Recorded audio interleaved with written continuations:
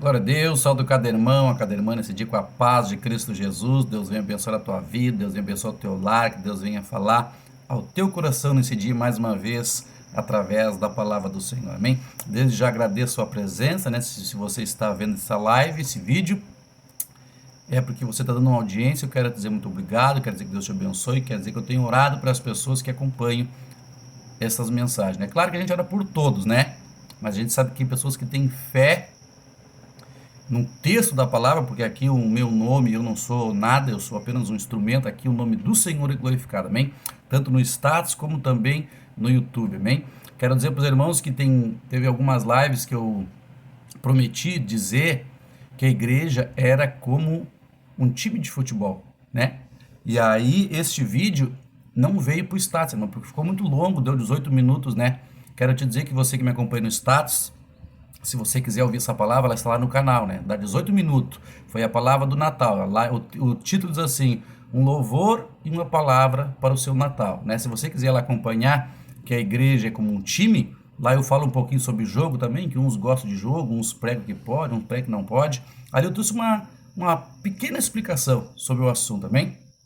Então esta palavra não vem para o status, porque o status tem que botar de 30 em 30 segundos, né? E é muito longo, né, irmãos? Então se você quiser acompanhar, vai no canal, aperte ali, né? Uma palavra e um louvor para o Natal. Ali vai estar explicando sobre esse assunto. Porque eu prometi, né? E algumas lives vêm para o status, algumas não vêm, por ser muito longa, né? E aí fica mais fácil, se você quiser, vai ali no YouTube, né? Você não vai gastar nada, hoje tem Wi-Fi, todo mundo tem, né? Olhando ou não, tu vai pagar um valor X igual, na verdade. Quero deixar para os irmãos hoje, né? Vou iniciar em Mateus 13 sobre o que é uma palavra, né? O verbo se fez carne. Estamos ainda refletindo em nosso coração os dias de Natal, né? E quero trazer uma explicação do que é uma palavra. E o verbo se fez carne. João capítulo 1, né? Hoje eu quero ler para os irmãos, onde eu tenho falado já Mateus 13, verso 20. Mateus 13, 20, que é a parábola do joio e do trigo. Amém? Jesus veio para que nós sejamos trigo e não joio. Ele veio para transformar joio em trigo. Mateus capítulo 13, versículo 20 diz assim: porém o que foi semeado entre o terreno pedregoso é o que ouve a palavra e recebe imediatamente com alegria, mas não tem raiz em si mesmo, e é de pouca duração. Chegando a angústia, perseguição por causa da palavra, logo se escandaliza, ou seja, para de congregar, para de seguir o Senhor, amém? Então ele faz uma palavra, e o texto que eu quero deixar é a raiz. Com esse texto eu quero ler para os irmãos, para nós entender melhor, 1 Reis, capítulo 4, 1 Reis, capítulo 4, versículo 33. 1 Reis 4, 33 diz assim: discorreu acerca das plantas, desde o cedro que está no Líbano, do Líbano até o esopo, que brota na parede. Também falou dos animais, das aves, dos répteis, dos peixes, de todos os povos que vinha gente ouvir a sabedoria de Salomão, e da parte de todos os reis da terra tinham ouvido a sua sabedoria. Amém? Então, uma parábola, né? Uma comparação. 1 Reis, Evangelho de João. O que é uma palavra? O verbo, palavra. O verbo se fez carne. Jesus veio à terra, né? Então, uma palavra é uma narrativa, um raciocínio.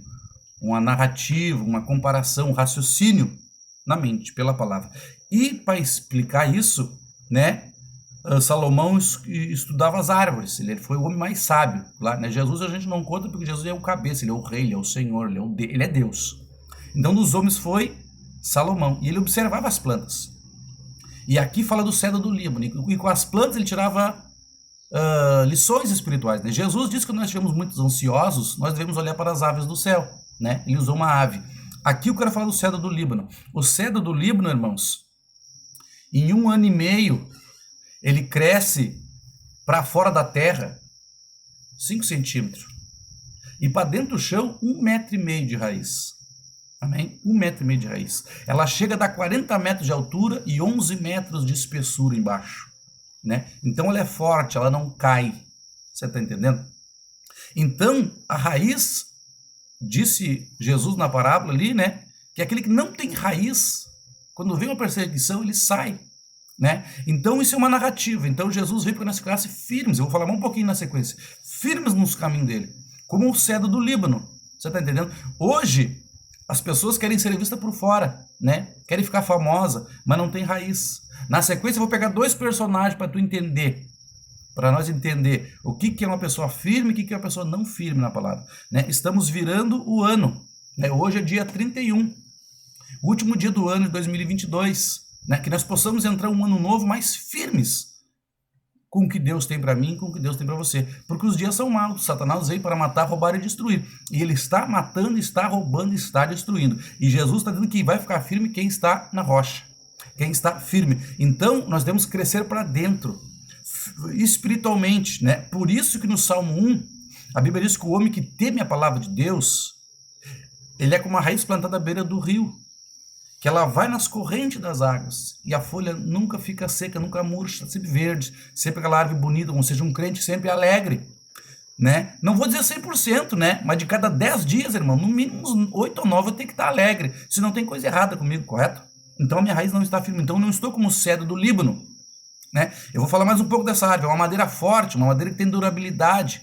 Era uma madeira que era feita as lanças dos navios, né? No tempo da vela, aquela haste alta, era feita instrumentos com cedro do Líbano, que é uma madeira de qualidade, né? Que qualidade eu tenho com o evangelho? Que tipo de qualidade, que ênfase eu dou para o evangelho, né? Para a palavra, para aquilo que Jesus disse, né?